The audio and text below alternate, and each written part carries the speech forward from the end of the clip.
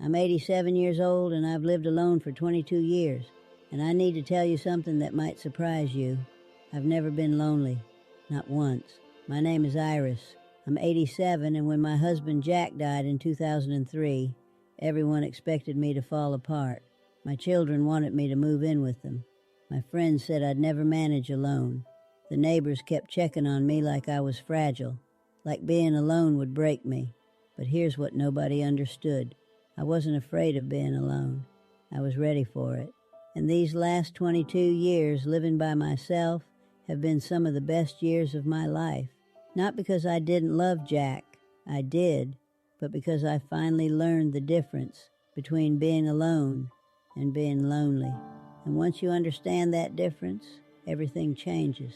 I need to share what I learned because I see people all around me who are terrified of being alone, who stay in bad relationships because they think anything is better than loneliness, who fill every moment with noise and people and activity because silence scares them, and they're suffering. They're surrounded by people, and they're more lonely than I've ever been sitting by myself in my quiet house. So let me tell you my 3 tips for living alone without feeling lonely. These aren't things I read in a book. These are things I figured out over 22 years of actually doing it, of making mistakes and learning and finally getting it right. Tip number 1, understand that alone and lonely are completely different things. This is the most important one. Most people think if you're alone, you must be lonely. But that's just not true. Loneliness isn't about how many people are around you. It's about connection, about feeling known and understood and valued.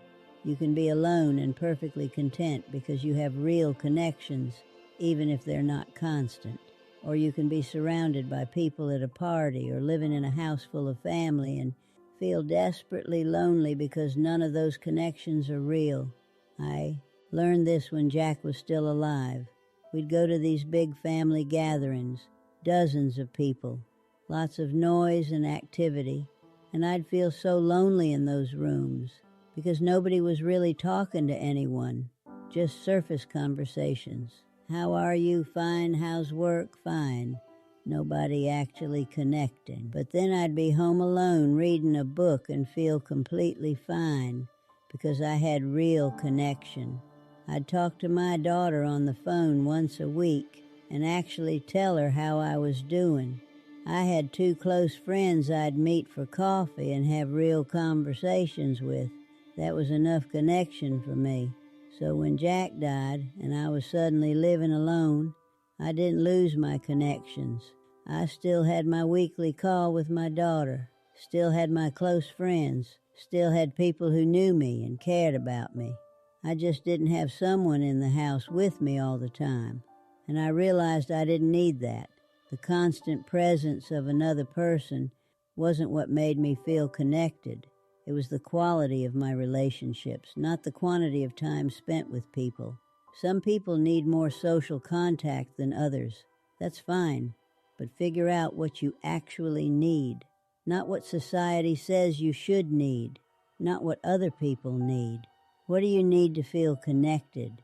For me, it's those weekly calls with my daughter, coffee with my friend Margaret once a month, my book club every 6 weeks. That's it. That's enough real connection to keep me from feeling lonely. The rest of the time, I'm alone. And I'm fine. Better than fine. I'm content. Because I'm not confusing being alone with being lonely. Tip number 2, build a structure for your days. When you live with other people, your day has built-in structure. You wake up together, have meals together, go to bed together. Your schedule revolves around another person's rhythms and needs. When you live alone, all of that disappears. And if you're not careful, the days start to blur together. You wake up whenever, eat whenever, do things randomly with no pattern. And that emptiness, that lack of structure, that can make you feel lost. So you have to create your own structure, your own routines, your own rhythms. I get up at 7 every morning. Not because I have to, because I decided to. I make tea. the same kind every day, Earl Grey with milk. I sit in the same chair by the window and I watch the birds at my feeder for exactly 20 minutes. Then I do the crossword puzzle from the newspaper.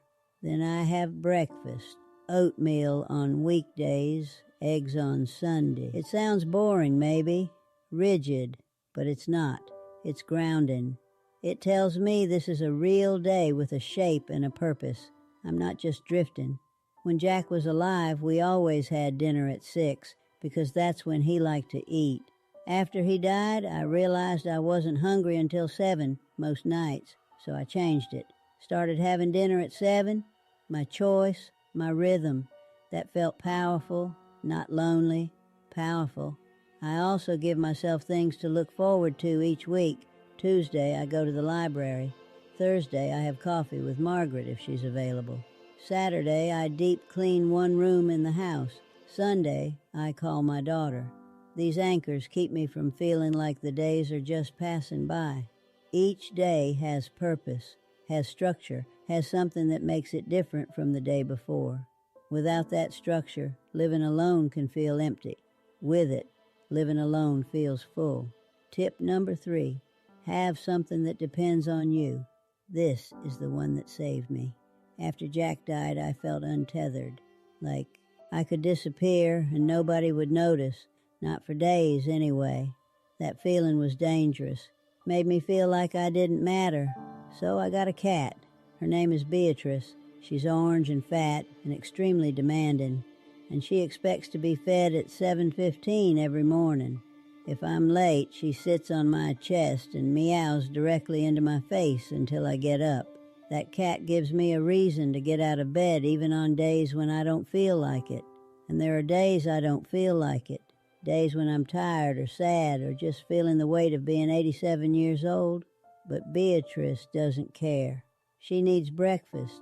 She needs her litter box cleaned. She needs attention. And I get up and take care of her because something living needs me. It doesn't have to be a pet.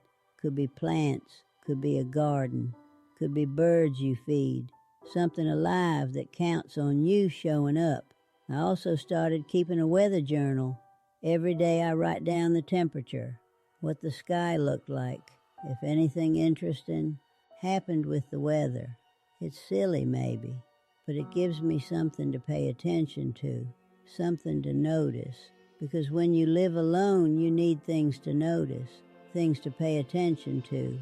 Otherwise, the world gets very small, and you get stuck in your own head. And that's when loneliness creeps in.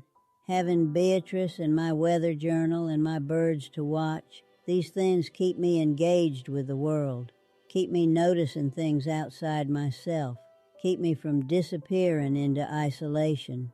These 3 tips, understanding the difference between alone and lonely, building structure into your days, having something that needs you. These are what kept me from being lonely for 22 years, but I want to be honest about something. Living alone isn't always easy. There are hard moments, times when I wish I could turn to someone and share something I just saw or thought, times when I'm sick and I have to take care of myself, times when something breaks and I have to figure it out alone. And I miss Jack, still. After 22 years, there's an empty chair at the dinner table that never stops being empty. I think about him every day, wonder what he'd say about things, miss his laugh. But missing someone isn't the same as being lonely. Grief isn't loneliness. They're different. I carry Jack with me. He's still part of my life even though he's not here. And I also have a full life without him, a different life than when he was alive, but still full. My children worried about me when I refused to move in with them, said I was being stubborn, that I was too old to live alone, that something might happen to me and nobody would know. Maybe they're right. Maybe something will happen one day. Maybe I'll fall and won't be able to get up. Maybe I'll have a stroke and die alone in this house. But I'd rather have that than give up these years of living on my own terms, of waking up when I want, eating what I want, spending my time how I want, of being alone but not lonely. Some people are built for solitude. I'm one of them. Took me 65 years to figure that out, but better late than never. I'm not saying everyone should live alone. Some people really do need more constant company. That's fine. But if you're someone who actually likes quiet, who likes your own company, who finds peace in solitude, I want you to know there's nothing wrong with you. You're not broken. You're not missing something everyone else has. You're just built different, and that's okay. I'm 87 years old.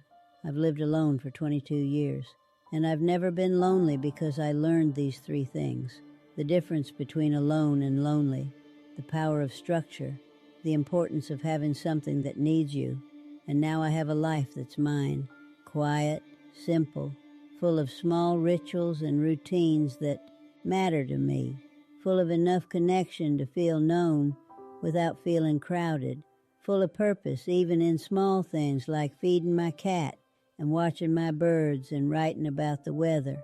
It's not the life I expected, but it's a good life, maybe even a great life, and I'm grateful for every quiet morning of it. Subscribe if you needed to hear this today.